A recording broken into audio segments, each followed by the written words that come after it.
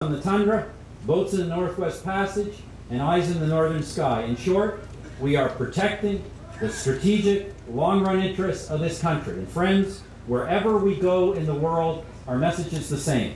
Canada is strong, Canada is independent, and Canada's back.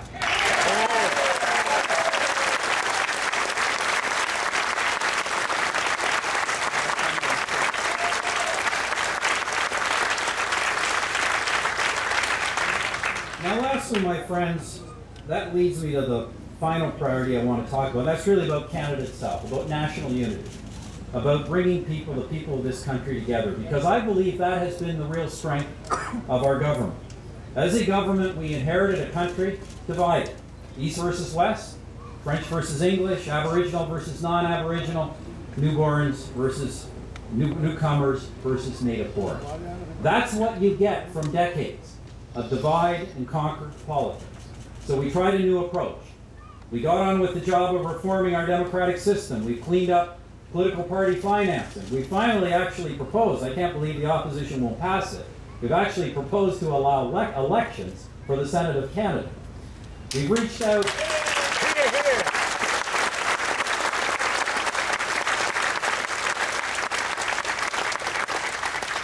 to Quebecers in a way that no federal government has done since Macdonald joined forces with Cartier in the founding of Confederation. We recognize the Quebecois, forming a nation within our united country. And you know, this summer, when Quebec City celebrated its 400th anniversary, they celebrated not only their own achievements, but frankly, much to the dismay of the separatists, they also celebrated their own central and historic role in this great country of ours.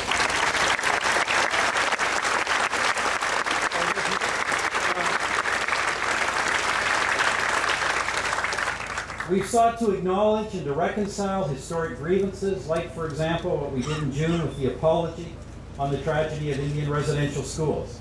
And you know, friends, as tough as that was for the country, did it not feel good to have our Aboriginal leaders tell Canadians in the House of Commons how proud they are to be Canadians?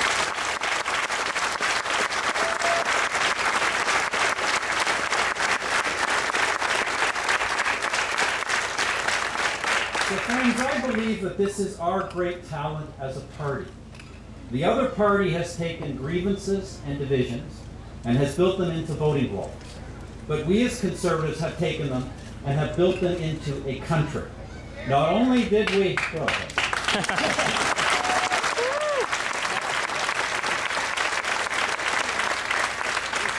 Not only did we found the Canadian Federation in 1867, which is one of the most durable political arrangements on the face of the earth, we also bound it together from coast to coast with the Canadian Pacific Railway. Under Conservative Prime Ministers, women and Native people got the right to vote for the first time. This is the party that elected the first Chinese Canadian MP, the first Japanese Canadian MP, the first Muslim Canadian MP, the first Hindu Canadian MP. We are the party of the first female cabinet minister, the first Aboriginal senator.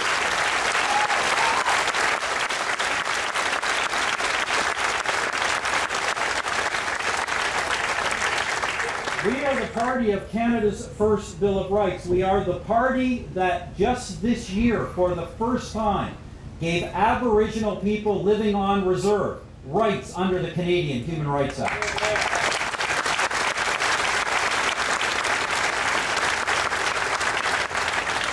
We are not the party of divide and conquer.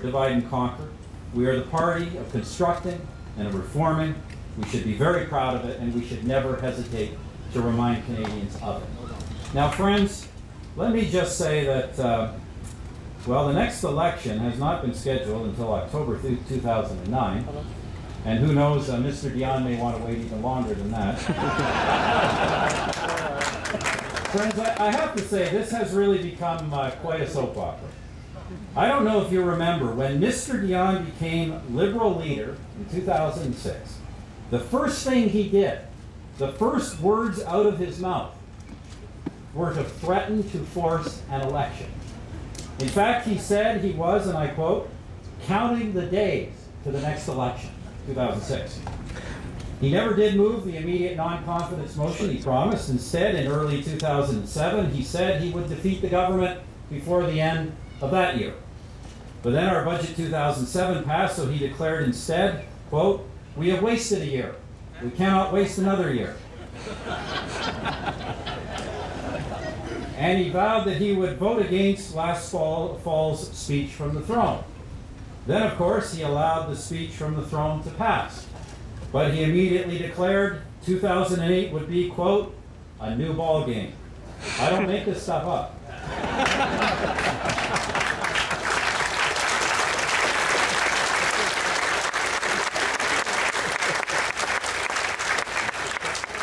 He noted before budget 2008 that the new government had already been in power for over 2 years.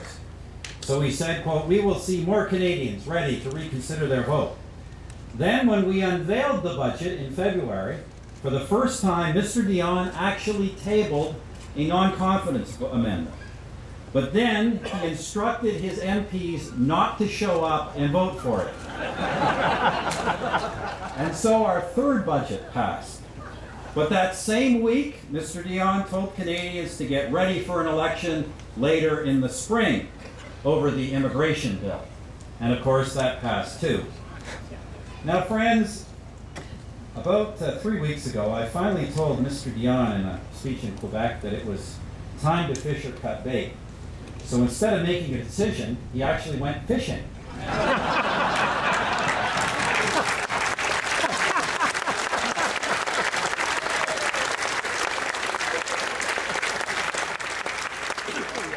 I reminded them of this last week, so Mr. Ignatieff said there should be an election right away. He said, "Bring it on." Mr. Race said there should be an election, but not right now, maybe before the end of the year. And Mr. Dion said the government should be defeated, but he needs better polls first. Friends, while this liberal soap opera has been going on, we have established a strong record of achievement over the past 2.5 years. I want to thank you because it is your ideas, your energy, your dedication, your contributions, your hard work that has taken us this far. In all my years as a Conservative, I have never felt more hopeful or confident about our future. We have broken the Liberal lock on power. We've demonstrated to Canadians that there is another, better way to govern this country. And we've launched Canada on a Conservative path to a future of unlimited possibility. Thank you again for all your support.